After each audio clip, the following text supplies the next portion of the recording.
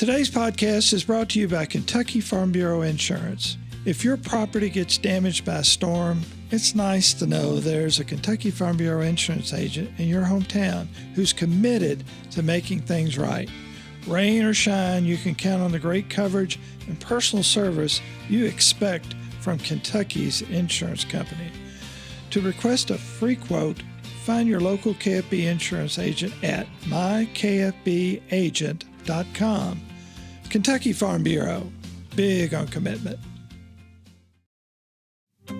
Welcome to Kentucky Farm Bureau News, the podcast. I'm Tim Thornberry, editor of the Kentucky Farm Bureau News magazine, and our guest today is Ericka King. She is Director of National Affairs and Government Relations for the Kentucky Farm Bureau Federation, and we are talking Farm Bill today. Ericka, welcome to the show.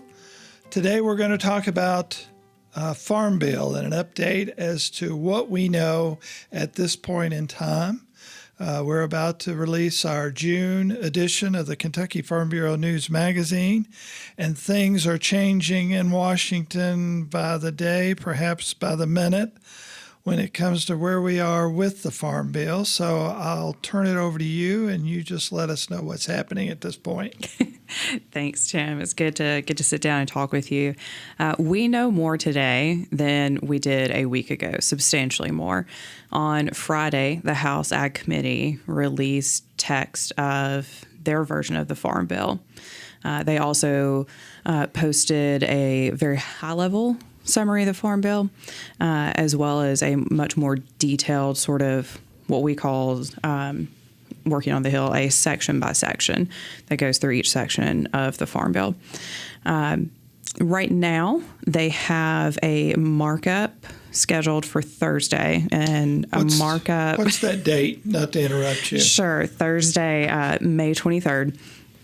And what a markup is when the committee sits down, goes through the bill, and allows members to offer amendments, say they've got a specific priority that they want included, or if there's something that they see in the bill that they want to strike from it. So they will go through that bill, have their markup.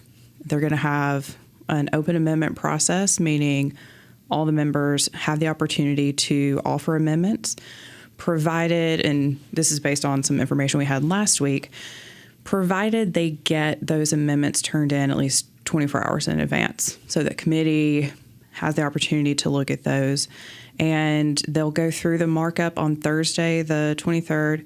They are planning to have that done in one day, and we'll see where we go from there. I know we don't have a crystal ball, but this podcast and the magazine will come out after that. Any idea as to how this markup might go at this point in time? I would say it's kind of a toss-up. We certainly want to see a bipartisan bill come out of committee. If we don't, then the bill's future is a bit murkier than what we would like for it to be. You've got to have that bipartisan support, that buy-in from both sides to get it on the floor, because there are such slim margins in the House of Representatives right now that even if you had hopefully all Republicans supporting it, it's still not a guarantee it's going to pass, because there's still the possibility, even though they have a very, very slim majority in the House, there's still that possibility that a handful of people will not vote for it, and that bill won't make it if it only is relying upon Republican support. And we've seen that before, haven't we? Way too many times. We're in a year extension of this current Farm Bill, and that's not that unusual, is it, to see an extension? No, it's not. If you look back over, I would say, the past 20 years, there have been more extensions to the Farm Bill than there have been Farm Bills done on time. When I worked on the Hill, we got the 2018 Farm Bill done relatively on time. It was still done within 2018, and so people keep that in mind, being the most recent one, and they're not realizing that that is not the norm. That's the exception as opposed to the rule, I suppose. Most certainly. Okay, we know a little bit about the House side. What about on the Senate? If memory serves me correctly, that was a much bigger document they released at the beginning of May than what the House version was. What do we expect on that side? Right. So as of right now, what we have from the Senate is just a section by section. We don't have the actual bill text yet from the Senate Ag Committee. That section by section, though, is 94 pages. And for a section by section, that's substantial in and of itself. But there are clear differences between the two bills. As of right now, Chairwoman Stabenow has not scheduled a markup for that bill. They are still in negotiations with majority and minority staff. So we don't know what the future of that one will be. We just know what they have is very much a working draft. Having looked at these, where do we have common ground, do you think? I would say the biggest area that you're going to see some common ground is trying to strengthen the nutrition title. Some common ground within the commodity title as far as trying to help those support programs, but both sides just have very differing views of how to help those programs. We have heard possibly all along that there's some money sort of left over, I don't know if that's the correct way to say it, out of the Inflation Reduction Act that came along a couple of years ago, maybe? 22. And if my memory serves correctly, both sides see using some of that funding. Is that correct? And is that funding that would stay, that would remain, I don't know, is baseline the right terminology to use or what? Sort of. So my understanding, and this is based off of just what I've read from the section by section on the Senate bill, they would have some of that Inflation Reduction Act money, those programs become permanent. So authorize permanently those programs, which long term is going to mean we're going to have to come up with more money for the Farm Bill. And those programs would be in addition to your typical standard Farm Bill conservation programs. The House plan differs from that. It looks at those unexpended IRA dollars and says, we've got all this money over here that was set aside for conservation programs. It has not yet been spent, even though the IRA, the Inflation Reduction Act, was passed and signed into law almost 2 years ago. Those dollars are still sitting there. Why don't we take that money and put it to good use and help pay for the now 2024 Farm Bill, take care of the conservation programs within that? Ericka, as we prepare to go to print with our June magazine, one of the things I wanted to include in this is a very comprehensive look at crop insurance that American Farm Bureau Federation put out as a market intel piece. It's very long, but it is very thorough. I think it's probably the most in-depth look at crop insurance that I've seen. Now, obviously, it explains a lot of things that many people won't understand, but for our farm families out there, they certainly understand it because they live it every year. Do we see a certain amount of support on both of these bills that would ensure an adequate safety net? I think we definitely see that in the House version of the bill. They are making different expansions to crop insurance that would increase security within the program, allow for more coverage for beginning and veteran farmers. We don't see, and again, this is just based on what the available section by section of that Senate bill, we don't see quite as much there. Within that title, you are seeing, and I say more the commodity and crop insurance provisions, you're seeing a lot of that money sort of be moved around without a lot of additional opportunities for what we see as necessary within crop insurance and commodities protection. And again, we emphasized in the beginning that these things are changing by the day, at least. I would expect that once we get past our deadlines here, we'll still see these changes. Does that hold this up in any way if they are in at all thinking about getting this bill passed this year? What I would say is there is a path forward for the bill. And it goes back to what we said just a minute ago.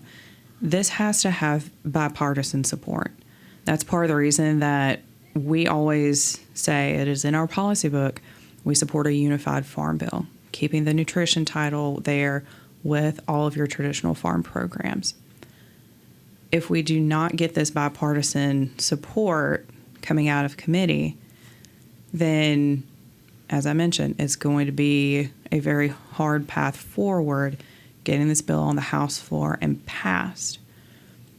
It could be done, though, if members can come together, agree on this in committee, because there is a lot for both sides there. You know, they are strengthening the nutrition title. They are adding additional support through the commodities programs for crop insurance. One thing that we haven't touched on, trade. They're expanding opportunities within the trade title of the Farm Bill. And that's something that we all know, given, you know, this past year was the first year in probably 5 decades that the U.S. has been a net importer of agricultural goods. We hear it from our members all the time. We need more trade opportunities. And that's one thing that's addressed in this bill. So there is a path forward. There are things for all sides. But it is going to take Republican and Democratic support in order to get that done. And, you know, when I've heard the chairs of these committees talk, I get the impression they really want this thing to move.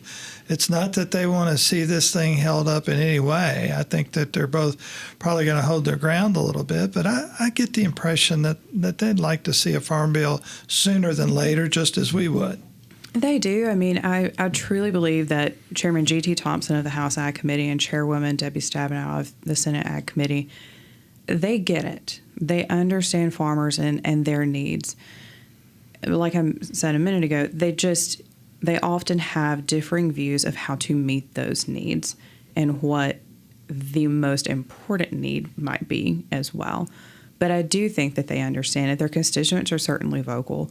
The constituents of all the members of the House and Senate Ag Committees are certainly vocal on the issues. And we have been saying, along with the other state farm bureaus and American Farm Bureau, we need to get a farm bill, we need to get it done right, and we need to get it done right now. August will be here before we know it. And after that, it's a lot of members will be in their home states running for re-election. It's a big election year. How much of a, I don't want to say stumbling block, but there won't be a whole lot of attention to a farm bill after that, I would imagine, because those folks will be pretty busy. No, it's absolutely true. I mean, just to give listeners a little bit of an idea of what that congressional calendar looks like and why certain things get held up, Congress is going to be in recess all of next week for the Memorial Day recess. When they come back, they've got about 6 weeks between that first week that they're back and the beginning of August, where both chambers, both the House and Senate, will be in session. 6 weeks. That's about all that they get, where they're both going to be there.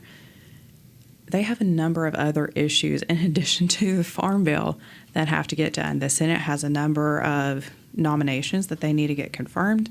There are other pieces of legislation, such as the NDAA, the National Defense Authorization Act, which funds, as you can imagine, our defense programs. Those are also big priorities that people think about. So you've got a very limited window of time to get something done. You have additional priorities that need to get handled, and then you get August recess. Everybody's home. So for anybody that's not familiar with August recess, that means for the entire month of August, Congress is not in session. Now, sometimes they will be in session. They'll kind of take that first week of recess away if there are some major priorities that they're trying to get done. But for the bulk of August, they will not be there. Mm-hmm. They'll come back. They'll be there in September. And then most of October, they're going to be in recess as well. So there's very little time to get much of anything done. Mm-hmm. Obviously, the entire House of Representatives is up for re-election, and a third of the Senate. So there's some major races that people are going to be looking at, and that's where much of their attention and energy is going to be, not necessarily on getting legislation passed. Mm-hmm. With the extension that we got, when will that actually need to be reauthorized, or when will it run out? What's the time frame we're looking at for that? So the extension we have right now was passed back in November of last year, and it will see these Farm Bill programs through officially to the end of September 30th. Now, based on the amount of money that's still available, most of those programs will continue to be funded without seeing really any disruption, most likely through the end of the year, maybe into January, but it gets a little dicey at that point. Mm-hmm. So we could have another extension. There's not a limit to the amount of extensions that they could do, but September 30th is when the current one will run out. And we've seen that before, haven't we? Oh, absolutely. Yeah, so it's not terribly unusual to see another extension added onto this. No, not at all. That just means that the current funding levels for programs will continue. You're not going to get any new programs. You're not going to get more spending for programs. It's just maintain the status quo. Yeah, lots of information to catch up on a daily basis for you, I suppose. It's a lot of reading, a lot of calls and meetings to be part of, but that's what we do. We gather that information, make the best decisions we can off of it, mobilize our members if we need to, and then reaching out, most of what I do, reaching out to our members of Congress and their staff and letting them know what our priorities are, any issues that we're seeing in bills, and making sure that we represent our members. And we know that our Farm Bureau members are avid advocates, aren't they? Certainly. They will let their members know what they think. Yes, they are not shy about making their voice heard, and I'm very proud of that. How important, I know we say this, but how important is that part of the puzzle to have this strong advocacy when it comes to getting this farm bill across the finish line? Yeah, I don't think you can put a metric on how important it is. Anytime there is major legislation that needs to be done, constituents have to reach out to their member of Congress, whether that is their congressman or either of their senators. Because I know from having worked on the Hill, those offices keep track of the calls that are coming in, the emails that they're receiving, and what the big topics are that constituents are reaching out about. And one thing I would say, if any of our members do want to reach out to their members of Congress, do so and certainly share their stories about key Farm Bill programs that have made an impact on them. Because it's one thing to say, pass the Farm Bill. It's another thing to say, pass the Farm Bill because this program is important, and here's why. Mm-hmm.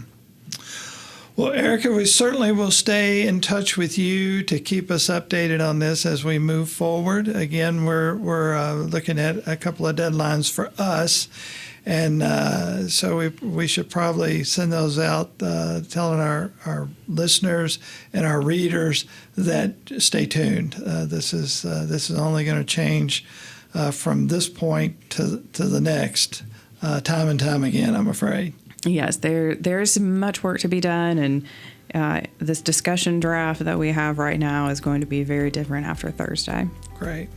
Well, thank you so much for being with us today and providing this information. We certainly appreciate it. Thanks, Tim. Good to be here. Thanks for listening to Kentucky Farm Bureau News, the podcast. To hear other Kentucky Farm Life podcasts, follow this channel.